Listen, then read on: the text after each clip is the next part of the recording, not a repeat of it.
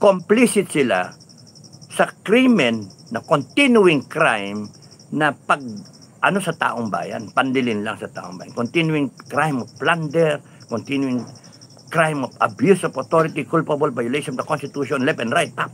Kaya nga, sobra-sobra ang kasalanan. Pati itong AFP, mind you, AFP, PNP, itong mga general, pagka hindi sila tumayo para sa taong bayan, TikTok, pag di sila tumayo, they become complicit to the crime.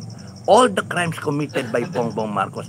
They know na bangag ito, care of the PSG, alam nilang bangag ito, paano, pati yung intelligence information, dapat, wala na kayong intelligence information kasi failure of intelligence, presidente bangag eh, tapos hindi nyo sinasabi sa mga tao na bangag yung presidente. Kaya nga, it shows na you are all in cahoots with the crime, all this crime, yung pag-violate na big time nitong konstitusyon natin. Kaya dapat talaga tayo nagagalit. Kasi sindikato na to. Sige, pagtanggol nyo pa. Dagdagan nyo kasalanan nyo. Mga animal kayo. Dagdagan nyo. Because hindi kayo magtatagal. Akala nyo, okay, punta kayo sa doon kayo pupunta, dedepensa kayo sa Ilocos. Himayin natin. Okay. Isip. Satellite view. Isip. Bakit ka aalis sa Malacanang kung wala kang tinatago? Bakit ka aalis sa Malacanang kung alam mong wala kang ginawang masama? Bakit ka aalis sa Malacanang? Pupunta ka sa Luzon, depensa mo yung sarili mo, tapos nun, iiwanan mo yung Malacanang sa bago mong executive secretary, Ralph Recto. Anong gagawin mo? Anong gagawin nila? Ano? Paano na? Tapos nun, you will operate from Ilocos.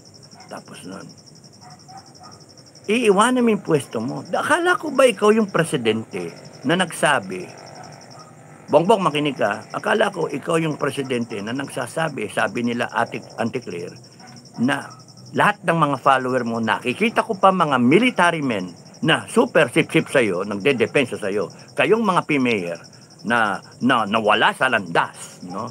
Huwag kayong mag-alala, alam ko hindi ako nawala sa landas, kayo nawala sa landas, no? I'm very confident about that, no? Mag-ano tayo, courage, integrity, loyalty, ano tayo, testing, no? Tragis, makakala ninyo kung magsalita kayo mga, pwede depensahan nyo yung presidente na ganyan. So, bakit kayo nagsasabi na yung presidente na yan ang mismo humabol, nag-expose sa korupsyon? At siya mismo, gusto niya tigil yung korupsyon. Ba't ayaw niya papuntahin si, ayaw niyang kasuhan yung kanyang kapatid, ay yung kanyang pinsan, si, Buaya. Ayaw niyang kasuhan yung asawa niya. Ayaw niyang kasuhan yung, yung Siko. Pauwi mo dito. Pauwi mo dito. Bigibi massive conduct pass. Make ensure na hindi siya mamamatay.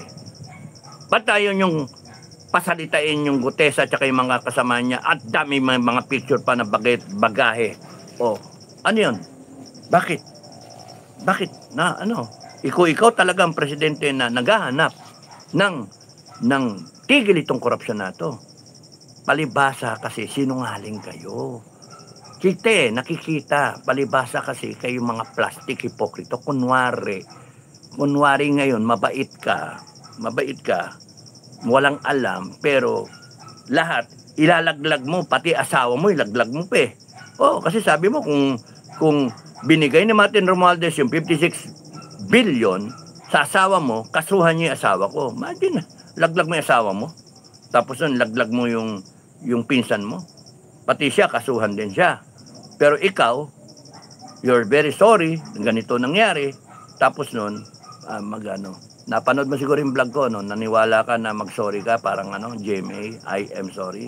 Sa totoo lang nung pasana yun Hindi yung Why will I dignify a drug test? Mga banat mo kasi nun eh. Mayabang pa yung dating mo. Pero pinakcheck ka ng langit. Kaya yun. Lumitaw yung baha, flood control, nasa yung flood control, o nagkaano ka, na naipit ka, kaya ka kinakailan lumabas to correct your bubu, your blunder, ang image mo. Kaya yun, bigla mo siningil out tong mga Diskaya, mga ganun, lahat ng mga contractor, DPW, hanggang doon lang, hindi si Ko, pinalis nyo. Lipad ka para safe ka. Nagsalita bigla ko kasi natakot siya, baka patayin nyo. Yan ang nangyayari. Tapos ngayon, bigla yung presidential sister, bangag ka. Yung matindi. Magnanakaw ka na, adi ka pa. Ngayon, yung armed forces, this is a serious matter. This is a matter of national emergency. Anyo, mista, no? Bok, serious talk, ano? Ang mga PME class of 1983, mga bok, serious talk ito, no? Kahit sinusukan nyo ko, I don't give a shit kung sukan nyo ko. Putang ina, so what? Kung ganyan na rin lang ang klase natin sa class of 1983, sa inyo na yung class of 1983, sukan nyo ko, susuka ko rin kayo.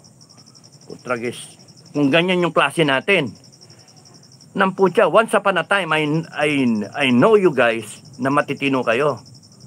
Tapos ganyan yung klase natin. You look the other way around. Ano, nakinabang kayo? Enjoy kayo lahat? You go ahead, you disown me. Anyway, you already started it na nagkaroon kayo ng manifesto na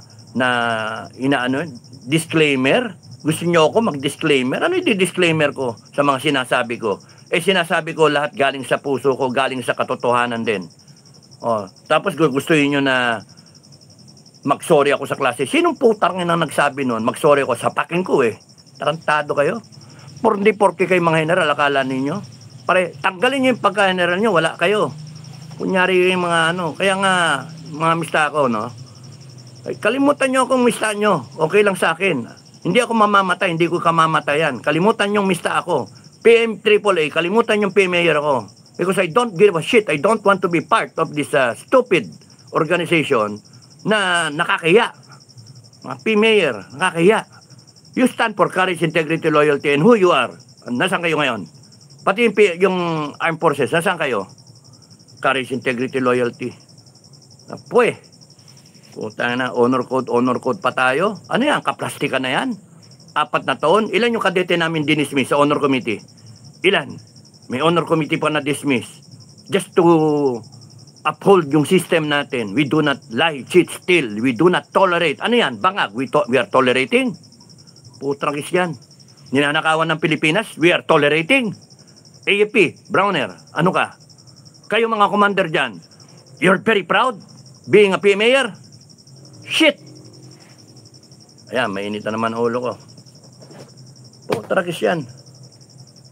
Kaya sa mga matitinong PMAyer, you take a stand. Putang ina, kayo natatakot. Inciting to sedition. Puta na, kasuhan tayo nila, lahat nila. Inciting to sedition, rebellion. Subukan natin. O tignan natin. Pagka humiwalay ang buong Pilipinas sa Republic of the Philippines, ang matitira, Ilocos. Subukan natin. Kayong lahat ng pro-BBM, diyan kayo lahat sa Ilocos. Bakuran namin yan eh. Putragis lahat kayo, bakuran namin eh. Puta. Sige, diyan kayo. Kala ninyo ganyan simple-simple yan? You take a stand there in Ilocos. Sige, go ahead. You take a stand. Akala nyo, lulusubin namin kayo. We will not waste lives. We will not waste lives. We will not waste our army. We will not waste our forces para papuntis. Bombahin kayo dyan. Hindi. Sayang. Yung mga kagaya nyo, you grow of old age. You become the president of Ilocos forever and ever, pati dynasty na. You be there like a king and queen kayo, magkasawa. We don't care. We don't give a damn. You stand up there. Doon kayo. We will recover as a country. Republic of Ek-Ek, Mindanao, Bismin, whatever, the rest of Luzon. And then kayo, doon kayo. Republic of Ilocos. Yun na lang. We can do that. para lang iwasan tong gulo na to. Armed Forces, lahat kayo, punta kayo doon. Doon kayo. Diyan kayo humingi na sweldo. Total, may container ban siyang dala. Pagka naubos yan, good luck sa inyo. Good luck sa inyo. Ay, may dala siyang ginto. Sige, go ahead. Pagka naubos yan, good luck din sa inyo. Kala ninyo, forever kayo may supply ng pera dyan. Tado kayo. Nasa amin yung supply ng pera. Nasa Mindanao, nasa Visayas. Pagkain na sa amin. Anong gagawin nyo dyan?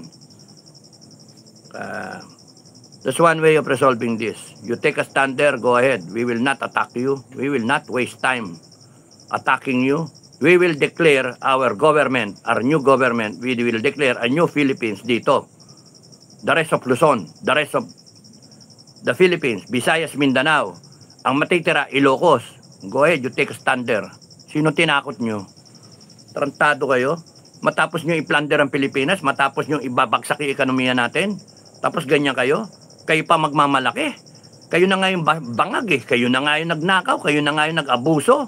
Tapos sige kayo, sip-sip buto kayo. Go ahead, you defend the president. You defend your commander-in-chief who is a drug addict.